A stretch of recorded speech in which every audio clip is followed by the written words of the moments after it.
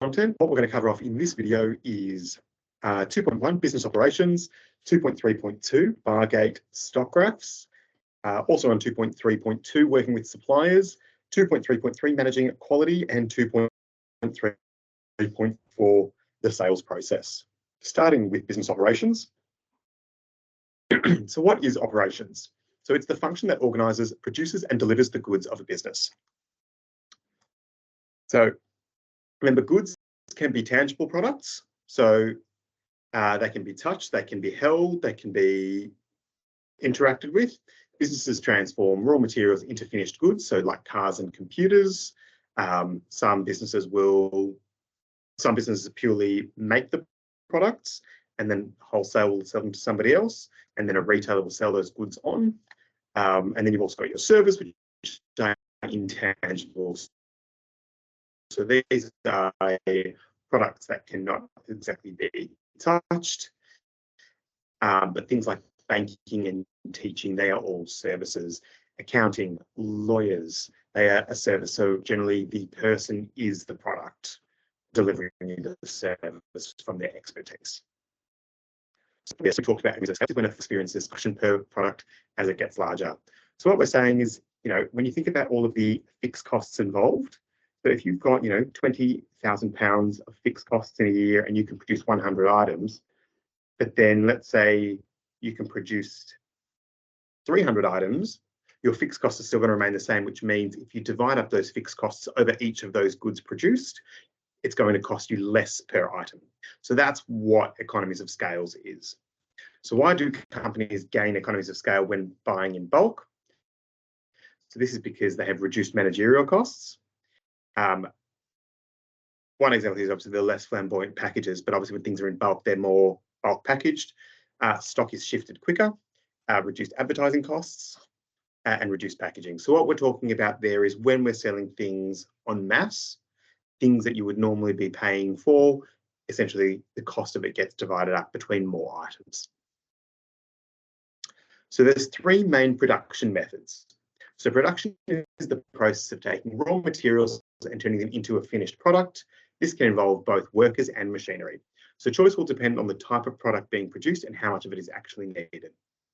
So we're going to be looking at job production, batch production, and flow production. So job. The most expensive burger. So it's unique, bespoke, one-off products focused on customers' needs and individual service. Special skilled workforce increases cost, long process to produce, and high profit margins. So this is the idea where you custom make something for a client. So it could be if you are a fashion designer, you might be making, one item. Every item you make might be a unique item, and it's designed purely based on a customer's specifications. Other things where you might think of it more be like a house. So houses tend to be, in many cases, tend to be unique for the owner. So even if obviously there's multiple houses being built, generally the owners will still get a bit of a say in how and to personalize it for themselves. Things like that. So that is the job process. So advantages of using job production is it's low cost to set up initially. So products can be tailor-made to suit individual needs. A premium price can be charged.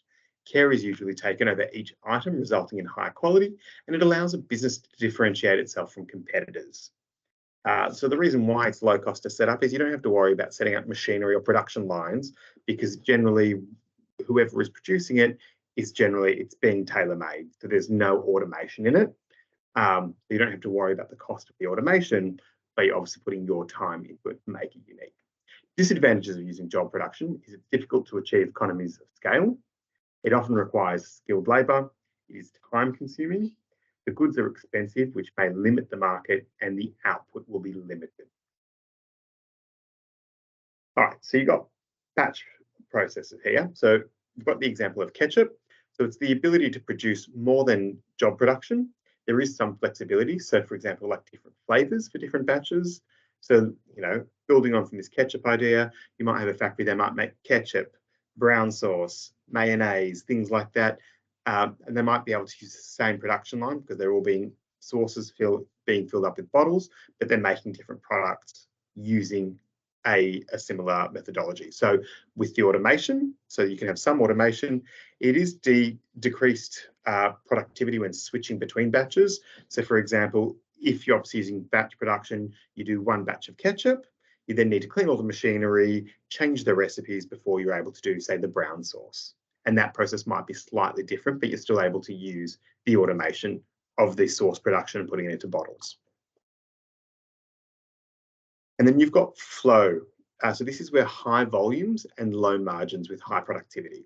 So standard production on all products, low skilled workforce, highly automated process specialist machinery, and it's expensive to start up. The idea is with this is where you can use many, many units of the product. It can be, almost completely automated. There's not a lot of skill in actually making the product. So you might have people essentially working at the production line, and they're essentially just watching the machinery to make sure everything's operating correctly. That tends to be where we talk about not particularly having a skilled labour force, is because the machines are pretty much doing all the work because they're producing so many thousands of units, is the idea. So the difference between batch and flow is batch may not be fully automated, and generally you've got people who need to still have the skills to work with the machinery, who can observe it and then change things over so they can produce another batch of the goods. And then flow, obviously you're producing generally a higher quantity, and it's generally more automated, and there's not a lot of change in it. So there's not a lot of flavors, there's not a lot of variance in a flow production. So advantages of using flow production: efficient process due to the specialisation of the workers, the division of labour, the use of machinery, low cost per unit, and it's consistent quality. So these are really important factors to remember when we're looking at flow. Continual output leading to less need to hold stock. So, things like milk and bread and all these other things where there's high demand for these products, there's continually, they're producing it. So, and it's not really being stored for very long. So they might have low shelf lives as well. Disadvantages of using flow production is got high initial costs in machinery, computers and training. Mistakes or problems can shut down the entire process. So when you think about everything being automated on a production line, once you've got one problem, you may have to hold production on the whole process. It's repetitive work leading to low motivation for a lot of people who work there, and it can only really work for standardized products. So I gave examples like milk and bread, those kind of ideas.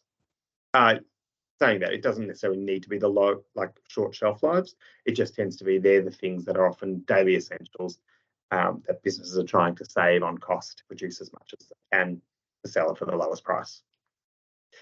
So the impact of different types of production process, so keeping productivity up. So productivity can be defined as output per worker. So a business would look at productivity over a period of time, so for example, over 1 year, and compare with previous years. So essentially what that means is that you're looking at what the average amount of each worker does. So you might have some members of the team who are far more efficient than others. So then the whole idea is what you're averaging out is the average output per worker. So it's essentially capitalizing as a snapshot of your workforce. The reason we look at it per worker is that you might expand your team and you need to work out if your team is still efficient. And that's why you're looking at it per worker. So because you may have business growth, so you might be producing more items year on year, and that's when you look at by how many staff you have. So that's the idea of it. Technology such as machinery speeds up the production process and increases the quantity made per worker. So the impact of technology on production. So the impact of technology helps balancing costs, it helps productivity, it helps the quality and the flexibility. So when we talk about things like flexibility, we're talking about the way that machines can operate 24/7. The quality, we're talking about the consistency. So technology makes sure you're getting the same product each time so that your customers know what to expect when they buy your products. So technology allows businesses to specialize, increasing productivity. So with division of labor, so that specific tasks are allocated to each member of staff. On a car production line, one person may be responsible for adding the wheels before the car moves on to the next person to add the hubcaps. So this is where you've got different people at each different stage are responsible for a different part of the process. Specialisation. So this is the result of the division of labour where each employee becomes an expert at their specific task. So advantages is increased productivity due to specialisation, so lower unit costs, greater consistency and specialist expert workers. And the disadvantages obviously with boredom due to monotony, less flexible workforce, demotivated workforce, risk or process becoming automated. So obviously if some parts of the process become further automated, people could be out of a job, people aren't really engaged by this work because they are specialists on a really small part of the process. So a business will set targets linked to keeping unit costs as low as possible whilst not affecting the quality. So technology influences unit costs, so increased number of units produced, which spreads the fixed costs. So this is what I was talking about before, is the more that you can produce with economies of scale, all of your fixed costs, essentially, if you divide it out by each individual item produced, it lowers the overall cost per item. When you've got economies of scale, you can negotiate discounts with suppliers. You know, if you're buying more raw materials, you have the ability to obviously ask for a bigger discount because you're obviously spending more money with that supplier. And obviously with greater use of your assets when you're producing a lot more products. With productivity, it's the efficiency of the workforce and the use of workforce hours. So that's obviously making sure that you're making good use of your team members and getting the most out of them. The material usage is obviously reducing waste. So the more precise and the more consistent of the quality, the less units that you're going to have to discard and things like that. So obviously reducing waste. Every piece of material of waste that you have is obviously a cost to your business. A business can pass reduced costs onto the consumers through lower prices. This is particularly important in competitive markets when a customer can go elsewhere. Alternatively, the business might maintain its prices, meaning that lower costs can lead to higher profit margins for every unit sold. So, as long as you understand the key ideas of what I was talking about here, you should be fine as long as you can explain that in a BLT. So impacts of technology on production. So balancing cost, productivity, quality and flexibility. So with cost, it's initially expensive to pay for new technology, however, reduces unit costs in the long run. Productivity, increased output per worker. So even though you may not need as many workers and you're producing more units, that obviously demonstrates a higher efficiency for your workforce. With the quality, increased consistency with less waste, as we talked about before, and improved quality without human error. So once you've got more technology doing more things automated, obviously there's less risk of people making mistakes in the process because we're relying on the machines. Flexibility is the ability to change products being produced. A range of products can be made on the same machinery. It's like we talked about before with the ketchup. If your machinery is just literally to create a sauce based on whatever recipe you put in there and then fill up certain bottles to a certain degree and package up the bottles, you can do all different types of sauces on the one production line. So that's the whole idea. All right, let's go with a practice question. So this is just a explain question. So it's a 3-marker. Explain one reason that technology has impacted on the quality of a business's product. All right, so you can pause the video here, answer the question, and I've got suggested answers at the end of the video. All right, let's keep going. So 2.3.2, bar gate stock graphs. So a bar gate stock graph is a management tool used to control and monitor the flow of stock.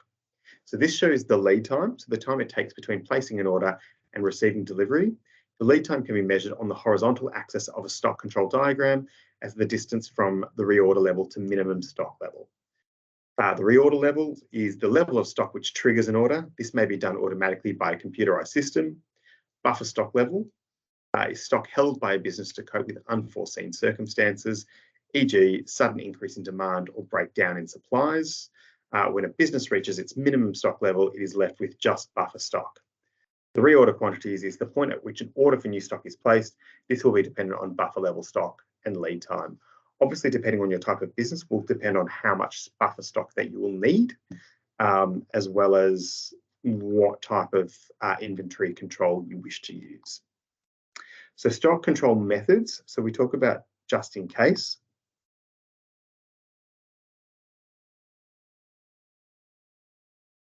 Okay, so this is obviously what the Bargate stock graph looks like.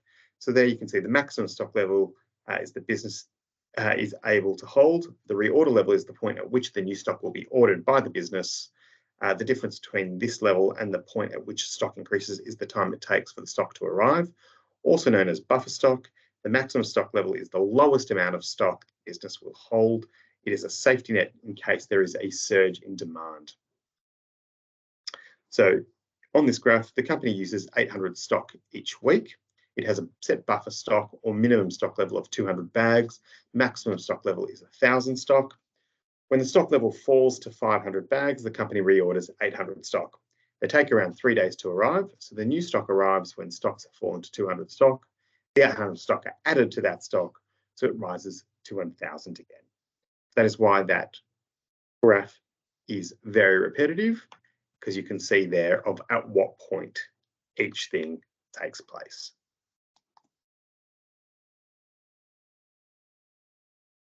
So you've got there, you can see where the 200 level is, back to the 1,000, falls to 500, so the reorder happens. They keep selling the units, and the process begins again.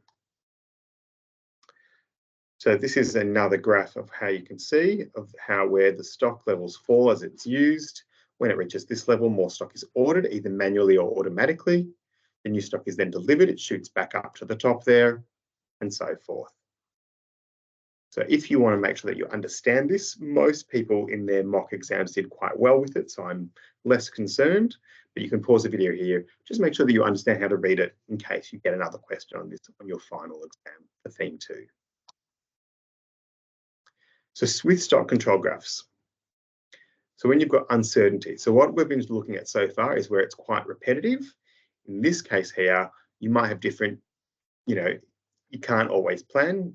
You don't always know exactly how many sales. Most businesses, especially maybe if you're in a shop or something and you've got different items, you have irregular times when you need to order new stock. So it might start to look here. So you've still got your reorder level. You can see where the stock can drop. Things obviously, you can see in that first cycle there, it's dropped below the minimum stock level. So obviously, they had almost next to nothing. They dropped well under their buffer stock. So this is basically what we're just saying here. A lot of stock production don't change in exactly symmetrical neat patterns. Production can change from week to week. Some weeks more stock is used up than in other weeks. Equally, stock does not always arrive on time. So new stock does not always arrive the same day of the week or the month. So also depends where you're getting your stock from. If you think about times during COVID, a lot of people's logistics were interrupted. People couldn't get access to their stock, which is why a lot of shops had empty shelves for certain products, especially if things were coming out of China and things like that. So that changed a lot of the market outlay for what was going on. So think of it from that perspective of there are things happening outside of the business and also with the suppliers, and some suppliers aren't always reliable. In the first week, there's a rush of orders, so stock is used up more quickly. Stock levels fall below the desired minimum level. In the following 2 weeks, production is slower than usual. Stocks are not used up as quickly, hence the order time for stock is much longer than the first week. Stocks are higher than the minimum when the stock delivery takes place. And in the last week, production is normal and new stocks are delivered on the day when the minimum stock level is reached. Okay. So a business will need to order more stock when they run out. So e.g. in a pet shop, they may need to order pet food. The goods will come from the supplier, but may not arrive for a few weeks. Business plans need to make sure that they don't run out of stock to sell. And this diagram helps a business to plan when they order more stock. So this is a note from the example. You're not going to have to draw a bar gate diagram in the exam, but you will have to work out some calculations based on the diagram. So that's if you've got a question on it. It is likely that you would see, because these do tend to be quite easy questions to ask. So do make sure that you do understand how to read it.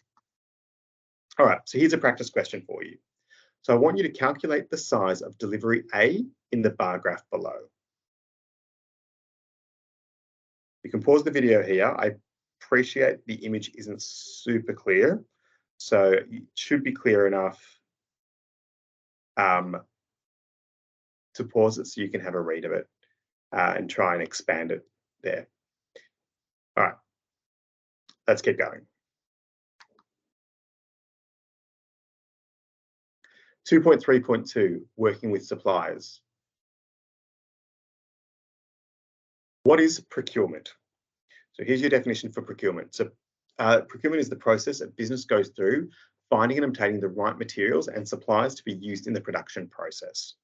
So consideration for businesses in procurement who will supply the best quality, supplies that will be flexible, quick and reliable, and has the materials available, so in stock, and wants to negotiate a low price with a supplier they can trust. So this is what you need to think of. If you're going to have a supplier, you need to make sure that you're going to be able, that they're not going to embarrass you as a company, because they can ruin your reputation if they give you poor quality products. You need to make sure that you've got access to those goods when you need them, so you can be consistent for your customers. So what is stock? So stocks are materials that a business holds. So stock can be held in 3 forms. Raw materials, so things like ingredients, if you think about food production, might be work in progress. So it might be a batch of dough. So you've put all your ingredients, you might be you could even be a producer of dough. And then also finished products. So a loaf of bread waiting to be sold to customers. So raw materials are held to ensure products can be made. Finished products can be used to fill differences between output and demand. So advantages of holding stock. You can meet sudden changes in demand. So if people want more of your product, you have that product available to give them. There is less chance of loss of production time because of stock outs. So this is if you've got stock available.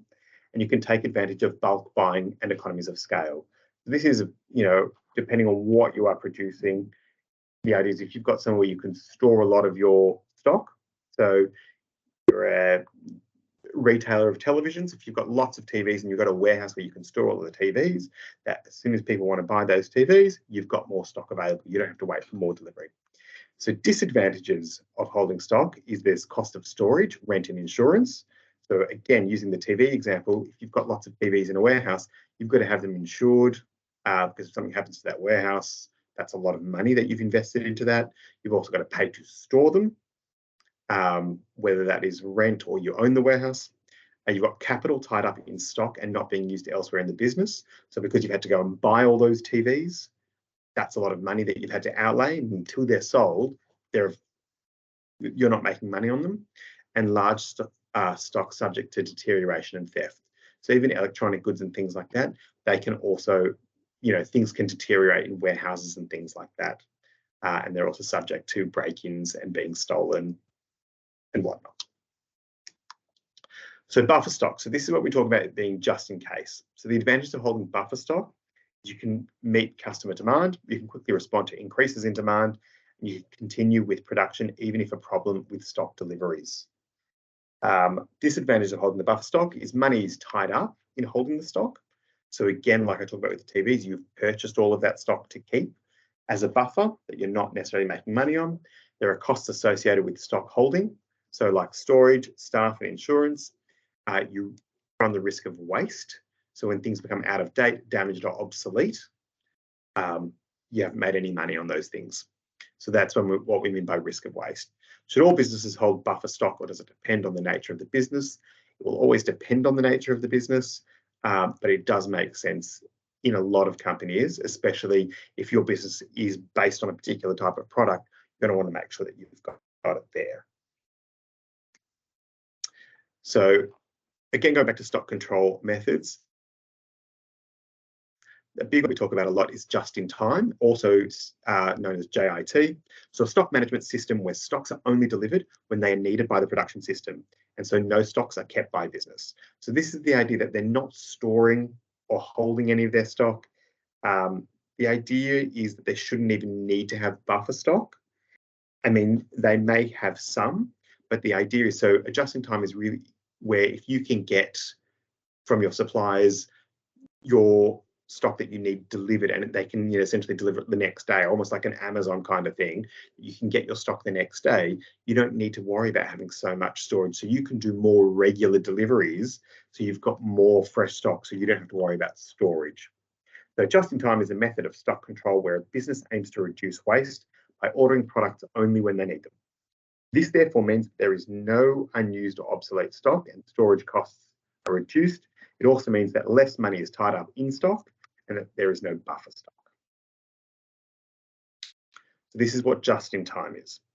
So the use of just-in-time in stock control. So the one major benefit of just-in-time is for the reduced costs, because you don't pay for storage and warehousing. It's better stock control because you're managing a lot less stock at a time. You don't have to worry about insuring the stock that you're holding. Obsolete or damaged stock because it's not becoming obsolete because you're getting stuff regularly, and you don't have to worry about staff. So what we mean is, often in a warehouse, to get stock from the warehouse and have things moved around, generally people's jobs are to do that. So the idea is if you're having things delivered, so for example, if you're just running your shop and you've got your stock being delivered on a daily basis, it's just whoever's in the store, essentially, as the stock gets delivered, you can get it straight out into your shop. But there's also benefits of having spare stock to satisfy demand, and that's obviously for customer satisfaction. It stops customers going to a competitor, and you meet fluctuations in demand. So what that means, if you've got more customers than you're expecting, and you've got a little bit of backup stock, obviously you're able to meet those customers' needs. If your business, your customers come in, you've always got like, don't worry, I'm going to have it tomorrow, I'm going to have it tomorrow. A lot of customers want things conveniently and they want it now. So if you're never going to have it now and the people are going to have to wait a day, that might be inconvenient, so they might start to go elsewhere. So it's obviously going to be balanced against the other costs of more frequent deliveries. So if you've still got to pay for delivery from your suppliers, that could be increased costs in that respect. There's more administration because if you're doing more orders, there's a lot more orders that need to be checked off.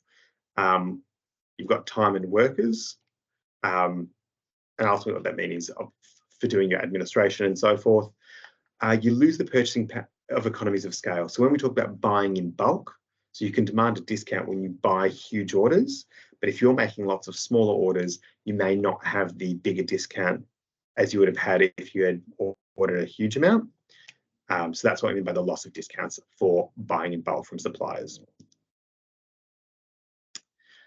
So what is the minimum level of stock that a business should hold? Should it hold any stock at all? And when should stock be reordered? So it obviously depends on which things. So it depends on what the cost is, what the price is, and what the production needs are. So again, also thinking about what type of business it is and what it may need depending on their operation. So another practice question. I want you to discuss the impact on a business of choosing the wrong raw material suppliers. This is a 6-mark question. So remember, we're looking for 2 BLTs, discussing the impact, trying to think of positives and negatives if possible. Otherwise, just go with 2 BLTs.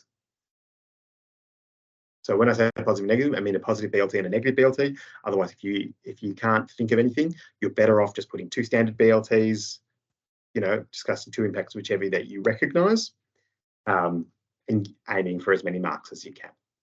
All right, pause the video here and let's keep going. So 2.3.3, managing quality. All right, so quality here. Quality control. So quality is tested at the end of production, treated as part of the production process. Quality assurance is straight production. Everyone is involved in contributing to quality. But remember, this is quality control.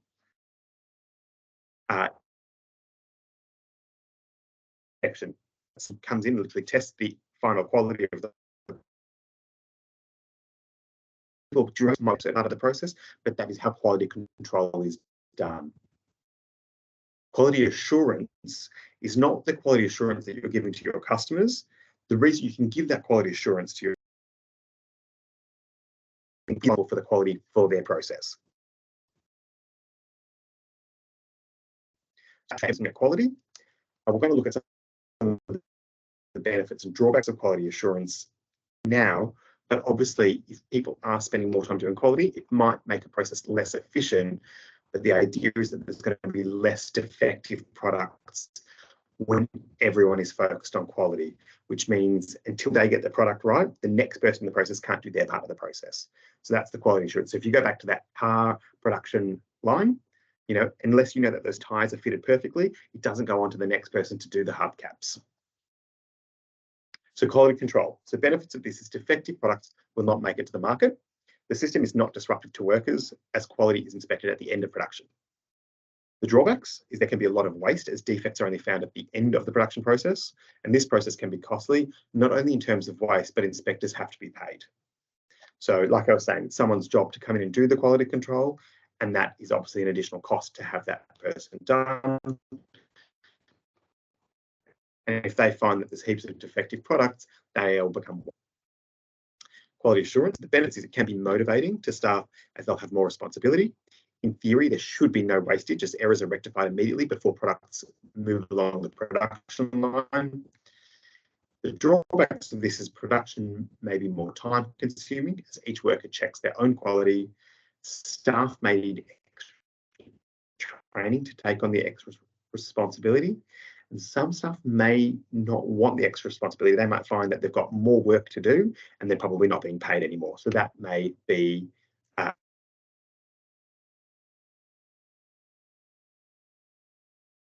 all right, producing a high quality product. So again, this is a 6 marker. Because it's a discussed question and we're talking about the benefit, we're looking for 2 positive BLTs. So talk about 2 benefits to a business of producing a high quality product. All right, pause the video here. For the rest of us, let's keep going. So 2.3.4, the sales process. So the sales process. So the definition is that basically the steps that take place between a business, so e.g. a sales assistant or salesperson and the customer. And it's from the initial communication to securing a purchase and providing the after-sales support. So try and remember this cycle. So obviously a customer first becomes interested in the product, the speed and efficiency of the service. So this might be how well a sales assistant knows about the product and is able to obviously address the needs of the client. Obviously, the customer engagement, so how engaged a customer is into wanting to be with you and then obviously make that purchase. Is the customer engaged enough to buy the product from you? Follow up with post-sale service. So one example that we talked about in post-sale service is like when you buy a car, sometimes they have included servicing and things like that at the dealership. So you're able to get those, so you're getting something after the sale, or it might be like an extended warranty. So if something goes wrong with the product, you've got somewhere where you can take it to help you. Obviously, if that people have a really good experience with you through their engagement and their post-sale service, they may become loyal and they will come back and repeat purchase. So a lot of people will often, if they have a good experience when they buy a new car, they may go back to the same dealership, in 5 to 10 years when they go to purchase another car. And I know that has happened in a number of cases. So that's the idea that customers have a loyalty. Obviously, not everything is such in big terms.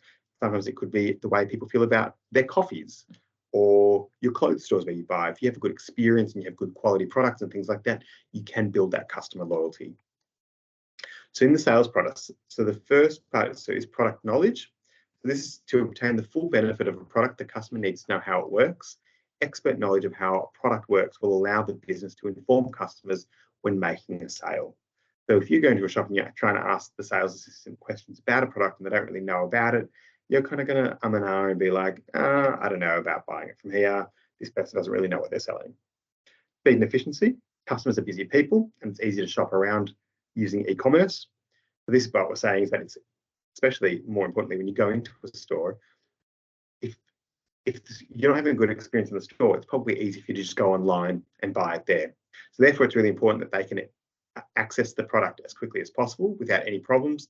This requires a good relationship with suppliers so that products can be delivered on time. Stores will need to ensure that they have enough stock and service sector businesses enough qualified staff to meet the demand. This is basically making sure that if you go into a store, you've got someone who can serve you quickly and efficiently, make the sale, and you can be on your way as well. So customer engagement, the experience that a customer has when dealing with the business. So this can include attitude and behaviour of staff. So was the sales assistant polite? Were they knowledgeable? Were they efficient? Were they dressed appropriately? The systems, so for example, automated machines online FAQs, contact details, payment procedures. So this would be as well the customer engagement, the experience that you have if you were shopping online. And then obviously in physical environments, how is the store laid out? Is it clean? Is it easy to use? The same thing applies on a website. Is the website laid out in a meaningful way that it's easy for you to shop, that you can find your information? When you're in a store, the signage, how easy it is for you to find the product you need. The number 4 is response to customer feedback, problem solving. So businesses get feedback from customers on a regular basis. It's important that they respond appropriately without upsetting them. This requires a professional tone when the customer is treated with respect. The business should always try to appease the customer. Dissatisfied customers are unlikely to be repeat buyers, and the business will gain a poor reputation via word of mouth. So this will lead to a reduction in revenue and a loss of potential new customers. And with social media, a bad reputation can spread quickly. So these are the ideas that if customers are obviously giving a business feedback, it's really important that the business does listen, and at least, even if the business doesn't always agree with their customers' feedback, at least take it on board, because it might still help the way that they can engage more customers. And obviously, if a customer has a negative experience, they are more likely to tell people, especially if you're a small business, that can be very damaging. But even for big businesses, even just a few people going online talking about a bad experience, other people might come in and say, yeah, I've had a bad experience with them, and that can build momentum. And, we've seen a lot of these things go viral. We're going to talk about post-sales service. So many products require an ongoing service. So a good website might have an online help desk and a reliable repair support team, which can provide this. Post-sales service, if you think about services like, you open a new type of bank account, you have problems with your bank account. When you call the call center to say, hey, I'm having problems with this, can you help me? So anything like that where you need help with your product after the purchase, they're all examples of post-sale service. All right, another practice question. Explain one benefit to a business of providing good customer service. So this is a 3-mark question. Just a simple BLT should be fine for this. Often you will get questions on the second paper relating to customer service. So make sure that you understand good customer service, bad customer service, and how you can unpack certain ideas. And especially if there is a case study involved, how you link the specific case example to your answer. So you can pause the video here, and then we're going to go through some practice answers now. Okay, so the first question was explain one way that technology has impacted on the quality of a business's product. This was a 3-marker. So one way is that identical products can be produced. This is because robotics used can manufacture products with extreme precision and to set specifications. Therefore, this will result in less wastage due to minimal defects. Calculate the size of delivery A in the bar graph below. So stock level at the point a delivery arrives was 1,000 units. Stock level after delivery equals 7,000 units. So 7,000 minus 1,000 equals 2,000 units. So the amount of stock ordered was 2,000 units. There are some good examples in the revision guides. If you're unclear with this, go back and do some more practices just so you're comfortable with the bar graphs.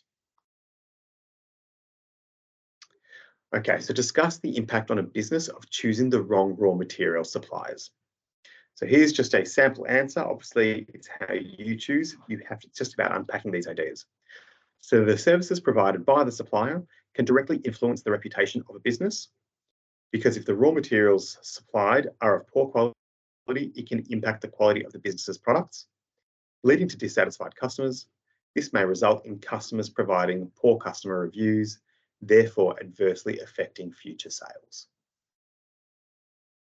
There could also be an impact on businesses' costs, because a reputable supplier may deliver quality goods but may be a lot more expensive than other options. This leads to variable costs increasing.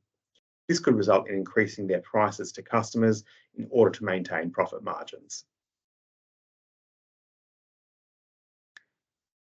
Have a look at your own answer with that, because there could be many ways that you could answer, as long as you're able to unpack your idea and follow your chain of analysis to get ultimately from point A to point B by the end. It's just unpacking it through and showing that examiner that you understand what the effects are within that business. The next question was, discuss the benefit to a business of producing a high quality product. So one advantage is that they can provide a competitive advantage, because customers may see it as a premium product compared to competitor products. This leads them to being more likely to purchase the product from the business. Therefore, they can charge a higher price for the product, which can result in additional revenue and profits. A second benefit is that controlling quality can reduce costs, because better quality processes can ensure fewer defective products. This leads to the business having less wastage overall. Therefore, the business will be running more efficiently and avoid wasting money. So you can see with the 6 marker questions, although they are 2 BLTs, they are slightly more expanded. When we talk about that discuss, they're looking for a more rounded answer. Obviously, these are more textbook style answers, and I appreciate you don't always have that time, but I'm just trying to give you ideas of how you can make sure that you're unpacking your answer to make sure there's enough detail in there for the examiners to award all available marks. Celia, explain one benefit to a business of providing good customer service. Good customer service will lead to satisfied and loyal customers, as they feel the business really values them. Because of this, they are more likely to make repeat purchases. This leads to them leaving positive feedback about the business on social media, about their experience. Therefore, they could positively affect their reputation, which may lead to attracting new customers. All right, that's all from me. 2 more to go. I'll see you for 2.4.